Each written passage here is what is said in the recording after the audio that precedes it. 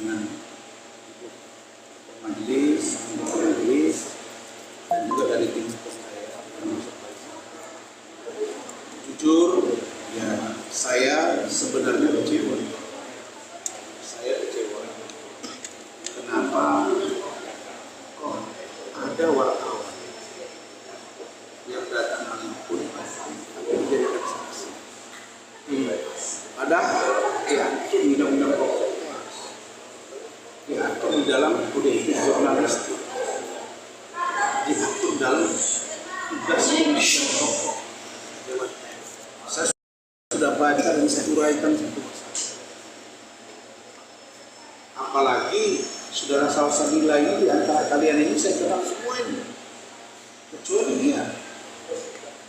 Jarang dia ketemu saya dan hanya mengaku satu kali datang, tapi mengetahui banyak hal, kan aneh itu.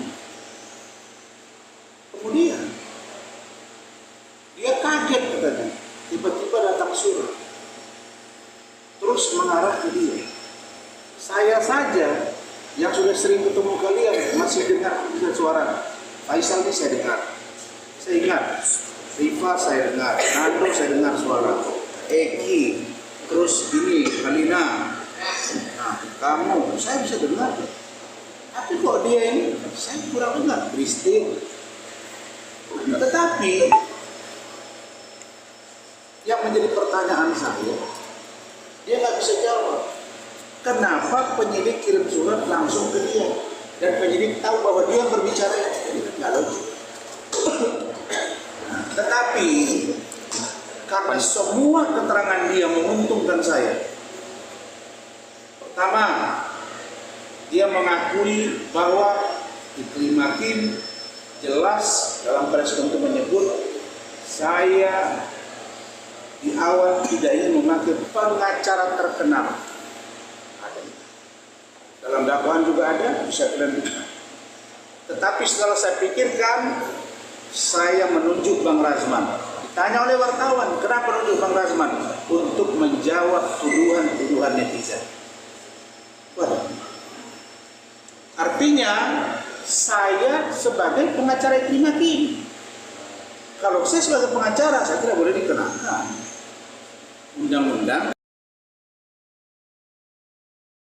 tindak pidana pencemaran nama baik, karena saya undang-undang advokat mengatur bahwa advokat tidak identik dengan klien. Nah, itu menguntungkan karena dia tegaskan dan saya ulangi lagi penegasan itu. Yang kedua, adakah Iklim Hakim ketika preskon di kantor saya kelihatan nggak di bawah tekanan? Jawabnya tidak. Kalau tidak di bawah tekanan, artinya apa yang dia sampaikan itulah fakta. Maka berbeda dengan pengakuan Hotman yang mengatakan sayalah yang mencuci pikiran dan mengarahkan atau memframing seorang Iklim Hakim mengaku bahwa dia dilecehkan. Kan begitu. Yang ketiga, Iklim Hakim juga dengan nada menangis mengaku dilecehkan dan itu di medio Februari 2022. Pengakuan-pengakuan dari Iklim Hakim ini dengan sebutan saya ketika menjawab pertanyaan wartawan diduga, tidak ada yang menuduh. Maka sempurnalah menurut saya dan tim bahwa posisi saya sebagai lawyer dan keterangan dari Salsabila yang katanya bergabung di Indigo, terus bergabung dengan beberapa media, tapi anehnya hanya satu kali di kasus saya. Nah, jadi Dewan Pers akan kami surati. Kemudian pemimpin redaksi atau owner yang terkait dengan Indigo, di mana dia bernaung akan kami surati. Bagaimana ceritanya? Kok langsung tahu bahwa itu adalah Salsabila? Padahal yang bertanya itu banyak dan pertanyaan dia tidak spesifik. Yang spesifik itu misalnya dugaan kelainan seksual. Itu yang nanya bukan dia, tapi laki-laki. Saya menjawab pertanyaan wartawan. Jadi minggu depan, maaf, tanggal 17 ya, tambah 1 minggu lagi, berarti 1 bulan ini. Karena saya terima kasih Ketua Majelis dan Ketua Majelis mengabulkan harapan Rahmat, jangan sampai dia menikah terus dipaksa harus pulang, sehingga bulan madunya nanti terbengkalai. Jadi dikasih waktulah, tertunda, dikasih waktu oleh Ketua Majelis memahami. Dan saya sangat apresiat Ketua Majelis dan anggota Majelis paham dia. Mereka paham bahwa Rahmat itu tim teknik di dalam yang menjadi dapur redaksi bersama dengan Pak Lecu dan kawan-kawan yang lain. Bukan berarti teman yang lain tidak paham, tidak. Tapi memang dokumen-dokumen itu ada di Rahmat, ada di Wafi, ada di Rahmat Rizki, ada juga di Pak Lecu dan teman-teman. Saya kira itu dari saya. Silakan Pak Lecu. Sebenarnya kan teman-teman tadi sudah lihat karena persidangan hari ini kan sebenarnya dibuka untuk umum, ya kan? Teman-teman pasti sudah menyaksikan dari awal, dari pembukaan sidang sampai penutupan sidang. Artinya keterangan saksi hari ini yang berinisial S ya, oke, dari redaksi mana tadi? Indigo ya, jelas menguntungkan Bang Rasman. Oke, jelas menguntungkan Bang Rasman, sehingga hari ini kesaksian yang bersangkutan itu jelas apa adanya, tidak dibuat-buat. Jadi jaksa juga berulang kali kan menanya bahwa keterangan hari ini adalah keterangan yang sebenarnya. Jadi kalau ada keterangan yang tidak sesuai dengan BAP, saya rasa itu adalah upaya penyidik untuk menggiring suatu proses penyidikan. Ya, tapi hari ini majelis hakim memberikan ruang kepada saksi, memberikan keterangan yang seluas-luasnya, dan dia cuma bilang saya cuma nanya kepada Kak Iklima 3 pertanyaan saja. Ya kan Bang Rasman kan? Yang pertama adalah terkait dengan kronologi, yang kedua kemudian terkait pertama kronologi, kedua bahwa kalau misalnya alat bukti tidak cukup bagaimana efeknya, ya kan? Ketiga apa tadi? Oh ya, pertanyaan terkait verbal dan non verbal itu, dugaan pelecehannya. Ya, oke. Jadi keterangan dia bahwa dia menyampaikan semua dijawab oleh Iklima, tidak ada yang dijawab oleh Bang Rasman. Itu jelas. Yang kedua saya tanya bahwa selama ini kan terdakwa Iklima menyampaikan bahwa semua diajari atau digiring-giring oleh Bang Rasman, di framing. Jelas saksi tadi menyampaikan tidak ada upaya menggiring pada saat preskon itu. Jelas saya bertanya itu, Bang Rasman bertanya itu, dan mungkin Rahmat juga bertanya, dan majelis hakim juga sempat bertanya, dan itu jelas tidak ada penggiringan. Jadi jelas Iklima itu menyampaikan secara spontan dan sendiri, ya kan, kemauan dia sendiri. Jadi tidak ada digiring-giring oleh klien saya bernama Dr. Andi. Oke, itu dari saya. Selanjutnya ayo. Baik, sebelum Rahmat, kita gini ya, kita masih hati-hati melihat momentum majelis hakim. Kita sudah dikasih ruang untuk live, membuka. Tolong yang diingatkan oleh hakim jangan dilakukan, yaitu live TikTok. Nanti gara-gara itu berabe lagi semua kan. Ini kan sekarang kalian bisa video semua ini. Saya yakin nanti pemeriksaan ahli juga kalian dilibatkan ya. Kan bisa kelihatan untuk jurisprudensi hukum ke depan. Silakan Rahmat. Baik, bismillahirrahmanirrahim. Assalamualaikum warahmatullahi wabarakatuh.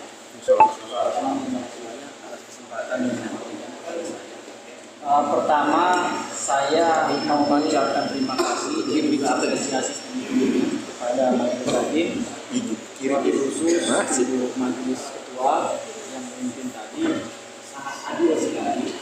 Lihat, walaupun ada beberapa pemimpin kami yang dipotong ketika bertanya, tetapi memang itu tujuannya adalah tujuan kebaikan. Nah, kemudian kedua, majelis hakim juga tadi memberikan mengabulkan permohonan saya. Dan ini sangat luar biasa sekali. Jujur, dari pengalaman bertahun-tahun bersidang, baru hari ini alasan itu dikabulkan. Nah, kemudian terkait dengan substansi pemeriksaan dari saksi salah satunya tadi, selain daripada apa yang disampaikan oleh Bang Lecu tadi terkait dengan kronologi dan juga bukti-bukti yang diterangkan oleh Salsabila, ada dua poin penting juga yang diterangkan menurut hemat kami ini sangat menguntungkan kepada terdakwa Pak Rasman Arif Nasution. Pertama, ini keterangan dari Salsabila mematahkan dakwaan dari jaksa penuntut umum sendiri yang mengatakan bahwa hubungan antara Pak Rasman yang kemudian Pak Rasman mendampingi Bima yang kemudian dikuatkan oleh Hotman bahwa Pak Rasman sebagai kuasa hukum tidak beritikat baik dengan tidak pernah menyampaikan upaya hukum apapun termasuk somasi. Nah, tadi secara terang bahwa saksi Salsabila menerangkan bahwa dia mendengar pada video preskon tanggal 29 April 2022 terdakwa atau Pak Rasman Arif Nasution menyampaikan somasi 7 kali 24 jam. Dan tadi ditegaskan oleh saksi. Artinya apa? Pak Rasman adalah pengacara yang beritikat baik. Kemudian saksi juga menerangkan bahwa di dalam preskon tersebut Iklima bersama dengan lawyernya dan menerangkan selalu bahwa Pak Rasman bertindak sebagai advokat. Ini poin yang paling penting dan ini poin pembuktian yang sangat sebanding dengan materi-materi yang sudah kami ajukan. Pasal 16 Undang-Undang Nomor 18 Tahun 2003 tentang advokat menegaskan bahwa seorang advokat tidak dapat dituntut di dalam maupun di luar pengadilan baik secara pidana atau perdata dalam menjalankan profesinya ketika mendampingi kliennya. Nah, ini tadi sudah terbukti bahwa Pak Rasman adalah pengacara dari Iklima sehingga Pak Rasman berhak mendapatkan hak imunitas advokat. Kemudian teman-teman semua, izinkan saya juga memberikan pengingat kepada teman-teman media, jangan dipermudah terkait dengan proses penegakan hukum ini. Saya adalah wakil ketua bidang mediasi PWI Pusat untuk LKDP atau PWI. Artinya lembaga bantuan hukum PWI. Kalau teman-teman ada bermasalah hukum, saya pasti yang akan turun bersama dengan Pak Rasman juga sebagai Dewan Penasehat. Kan begitu ya? Harus memperjuangkan haknya. Teman-teman media harus memperjuangkan haknya. Ketika ada wartawan yang mau dilihat polisi, ketika ada panggilan, jangan terserta-merta langsung dihadiri, tetapi berkoordinasi dengan Pemda, berkoordinasi dengan pimpinan, berkoordinasi dengan Dewan Pers. Ini yang paling penting. Gitu. Jangan semuanya langsung. Nanti menjadi jurisprudensi. Nanti semua penyidik tidak lagi menghargai undang-undang pers. Gitu. Sama dengan kami advokat. Kita ini sama-sama profesi. Bahwa profesi kita ini adalah profesi yang dilindungi oleh hukum. Advokat juga sebenarnya tidak dapat diperiksa secara langsung tanpa melalui pemeriksaan kode etik melalui organisasi advokat itu sendiri. Baru yang kemudian bahwa tadi saksi selain poin yang menerangkan itu juga menguntungkan kepada kami bahwa saksi ini melihat secara langsung bahwa Iklima ketika bersama dengan Pak Rasman dalam preskon itu tidak sedikit pun menyampaikan keberatan dengan apa statement daripada Pak Rasman sendiri. Hal ini bertolak belakang dari BAP Iklima sendiri. Iklima sendiri menyatakan bahwa dia dipengaruhi. Kemudian kemarin inilah dikuatkan oleh Hotman keterangannya bahwa apa yang disampaikan tuduhan-tuduhan pelecehan seksual itu adalah dari terdakwa atau Pak Rasman sendiri. Ternyata dibuktikan oleh Salsabila tadi tidak ada sedikit pun Pak Rasman mempengaruhi Iklima, apalagi mengambil inisiatif, apalagi menyimpulkan bahwa perbuatan yang dilakukan oleh korban Hotman Paris Hutapea adalah perbuatan pelecehan seksual. Ini murni memang analisis pengalaman jam terbang Pak Rasman ketika diberikan alat bukti, ketika mendengar keterangan-keterangan daripada kliennya, kemudian mencapai pada suatu kesimpulan yang ini adalah secara hukum. Memang kalau kita lihat dari bukti-bukti yang ada, Hotman Paris Hutapea memang diduga telah melakukan pelecehan seksual. kalau dihubungkan pada bukti-buktinya. Nanti pada saat pembuktian teman-teman, semoga hakim masih memberikan ruang untuk kita live. Teman-teman akan melihat sendiri perbuatan apa yang sudah dilakukan dan bukti apa yang kami punya. Teman-teman pasti akan langsung menyimpulkan bahwa oh ternyata begini. Maka atas dua poin ini kami meyakini bahwa insya Allah memang ada perbuatan yang menyampaikan dugaan pelecehan seksual. Tetapi apakah itu perbuatan tidak pidana?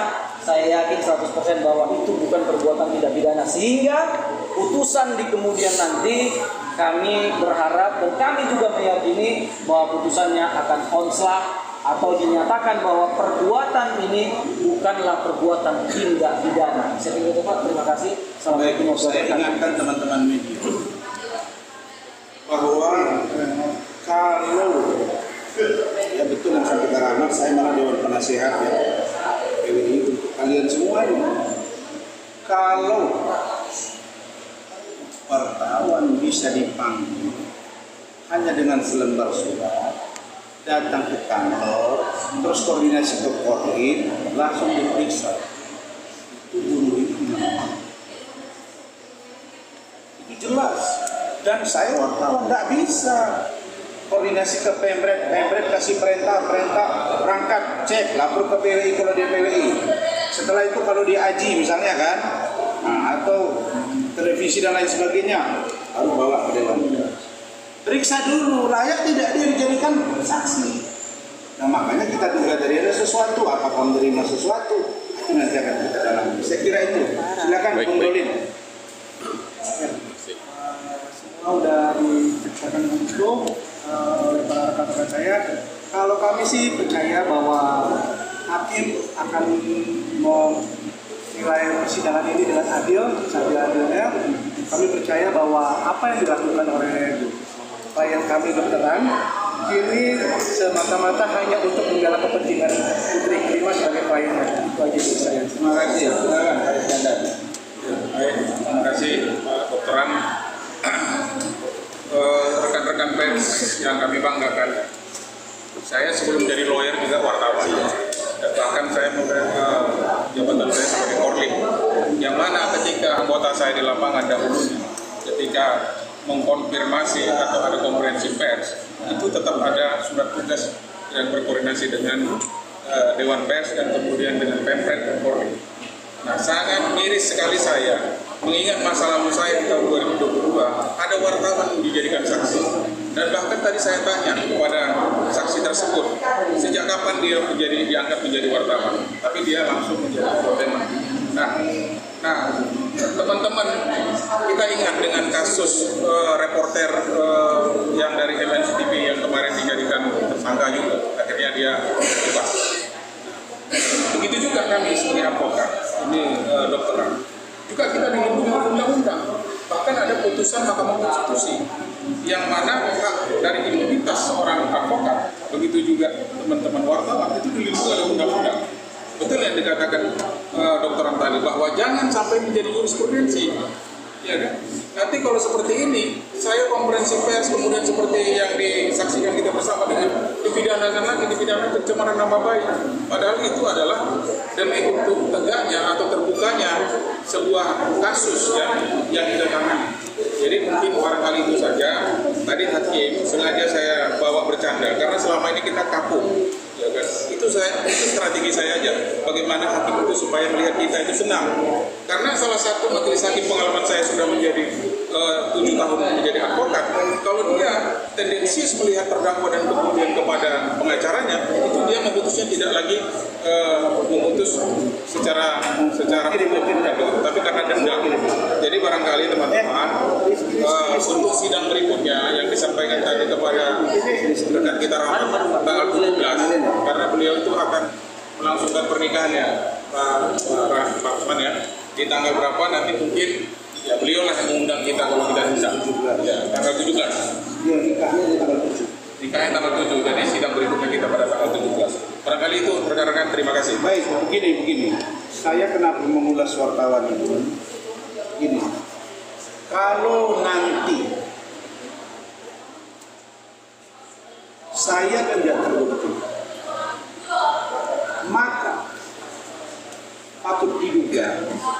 saksi S tadi ikut menyebar berita bohong karena dia mengatakan mengutip dan menyebarkan sampai 57.000 kali kan ditanya tadi ini, Anda tahu nggak berapa ditonton? 57.000. Nah, konsekuensinya kalau besok saya dinyatakan bebas saya bisa lakukan dia lapor balik atau dia laporan palsu. Kan nggak enak begini caranya. Kenapa sih tidak berjalan di tengah? Dan berkali-kali kita sidang ini nggak pernah nongol tuh dia, saya lihat itu tiba-tiba nongol. Dan itu memang disebut-sebut hotman ketika dia diperiksa intens. Itu rujukan dia. Baru satu lagi cumi-cumi. Nah, kita nggak tahu apakah cumi-cumi nanti siapa, kita lihat sama-sama. Tapi teman-teman, kita ini satu hati, sama-sama profesi, jaga harkat martabat kita sebagai sesama profesi, juga dengan dunia jurnalis. Saya kira itu ya. Oke, Bang. Pak Oli, cukup ya. Ada sedikit. Nah, udah. Terima kasih Pak saya khusus buat kawan media.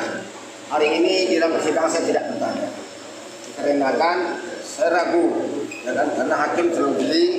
Karena saya heran di antara banyak pertanyaan-pertanyaan dari wartawan hanya 3 yang boleh yang masuk kategori dari saksi yang tadi. Makanya hari ini saya tidak melakukan pertanyaan karena ada hal yang ingin kita uraikan terkait pertanyaan-pertanyaan yang saya sudah siapkan tadi. Ternyata di luar dari saksi atau berita saksi kita yang saksi sampaikan di pagi ini di daftar dakwaan ini. Di antara banyak ratusan, cuma 3 yang boleh disampaikan, yang boleh dibacakan, yang boleh diucapkan sama pihak wartawan. baik, terima kasih. Jadi saya kenalkan, ini ada tim baru saya, Rostina. Beliau ini adalah pengurus KOR perempuan yang terbesar pergerakan mahasiswa Indonesia. Baru gabung. Ada waktu nanti akan bicara. Oke, silakan ada yang lain.